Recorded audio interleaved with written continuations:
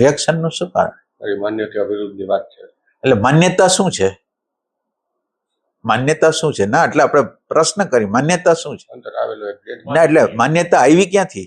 ના બધી ના એટલે બહારથી. એટલે તમે વિચાર કરો, તમે એક બાળક હતા, એમાં કોઈ કરતા કોઈ કેસેટ નહોતી, શબ્દ નહોતો, વિચાર નહોતો, તારું નામ નહોતું, કઈ જાતિ નહોતી, કોઈ ધર્મ નહોતો, કોઈ સંપ્રદાય નહોતો. એ હાવ કોરી પાટી હતી. હવે કોરી પાટી હતી, એનું કોઈ અસ્તિત્વ તો હતું કે નહોતું? કોરી પાટી એટલે હાવ એમ્પ્ટી આકાશ એની અંદર હતું. એ એમ્પ્ટી આકાશની અંદર આ શબ્દો ભરવામાં આવ્યા. તારી જાતિ, તારું નામ, આ તારા મમ્મી પપ્પા, તારા સગા સંબંધી, આ પારકા, આ બધી વસ્તુ નાખવામાં આવી. એટલે આપણે જે નથી એ વસ્તુ બેહારવામાં આવી. નામ છે, વ્યવહાર માટે તો રાખવું જ પડે, પણ એ વ્યવહારનું નામ છે. જેમ આપણે રોલ કરતા હોય, જ્યાં લોકો જે ફિલ્મના છે લોકો, એ પોતાનો રોલ કરતા હોય ત્યારે એને ખબર હોય કે હું કોણ છું. એમ આપણો પૃથ્વી ઉપરનો રોલ છે, એમાં મારું આ નામ છે, મારી આ જાતિ છે, આ મારો રોલ છે, આ હું નથી. એટલે રોલને કોક કંઈક કહે છે અને મને કંઈક થાય છે. આ રોલ જે છે, આ રોલને આપણે હું કહી છીએ. અત્યારે રોલ સાથે આપણે હું થઈ ગયા? શરીર સાથે, માન્યતા સાથે, સિદ્ધાંત સાથે, સિક્યુરિટી સાથે આપણે આઈડેન્ટિફાઈ થઈ ગયા છે. એટલે આઈડેન્ટિફાઈ થઈ ગયા છીએ એટલે એને કોક કહે છે, એટલે એ કોઈક બીજું વસ્તુ છે, આપણે છીએ નહીં. પણ આપણું અજ્ઞાન છે એટલે આપણે માની લીધું છે કે હું શરીર છું, હું મન છું, માન્યતા છું, સ્મૃતિ છું, એમ માની લીધું છે. એટલે એને કોક કંઈક કહે છે તો મને એવું લાગે છે મને કંઈક કીધું.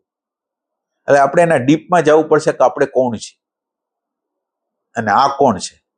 આ માન્યતાઓ, ધારણાઓ, અહંકાર છે શું?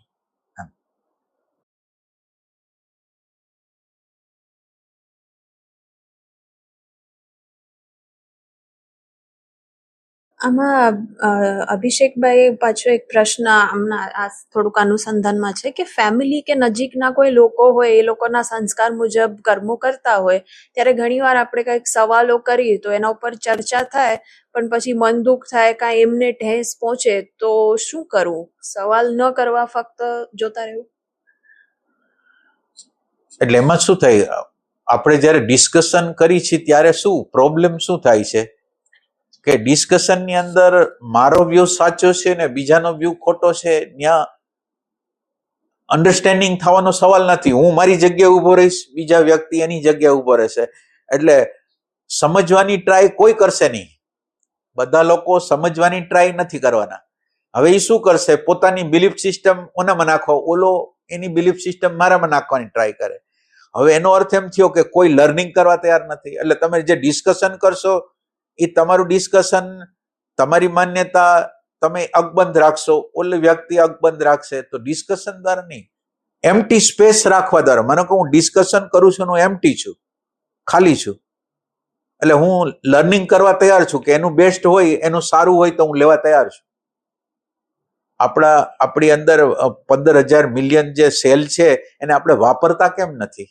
15,000 મિલિયન જે આપણા બ્રેઇન સેલો છે એને વાપરતા કેમ નથી? લર્નિંગ પ્રોસેસ નથી. મેં જે બિલીફ સિસ્ટમો માની છે એના વિરુદ્ધ હું કંઈ સહન જ કરવા તૈયાર નથી. એટલે નવા મારા બ્રેઇન સેલ છે એ કંઈ એનો બિનયુઝ વગરના છે, હાવ કોરી કેસેટ છે. હવે હું જો લર્નિંગ કરું, બીજા લોકો કહે છે એના અંદર મારી અંદર કોમ્પ્લિમેન્ટરી તરીકે આવવા દઉં, તો આને સંવાદ કહેવાય. નકર ઓલો તો આપણે કુતર્ક જ છે, તર્ક જ છે. હું સાચો ને તમે ખોટા.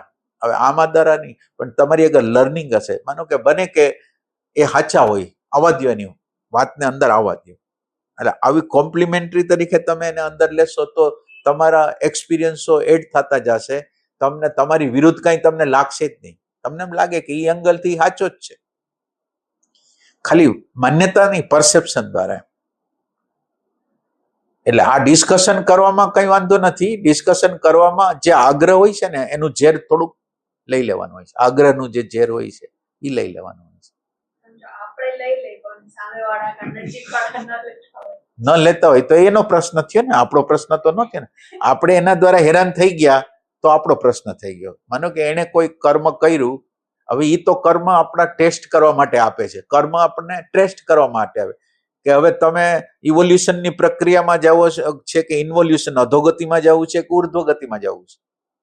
જો અધોગતિમાં જવું હોય તો રિએક્શન કરો, અને ઉર્ધ્વગતિમાં જવું હોય તો રિસ્પોન્સ કરો.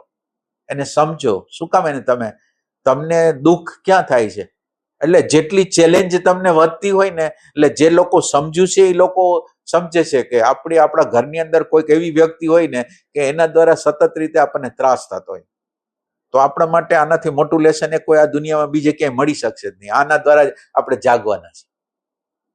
અને ઈ વ્યક્તિ જે વ્યક્તિ આપણી આજુબાજુ હોય છે એ વ્યક્તિનું નો ઓબ્જેક્શનમાં આવી જાય ને, તો આ દુનિયામાં બીજો કોઈ વ્યક્તિ મને હેરાન કરી જ ન શકે.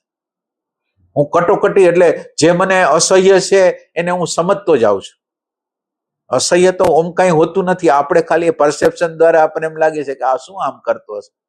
અને માણસ પોતે બેહોશ છે, એ બિચારો શું કરે છે એને ખબર નથી, અને આપણે એમ માની છીએ ચાઈ કરીને કરે છે એટલે આપણને વધારે ક્રોધ આવે.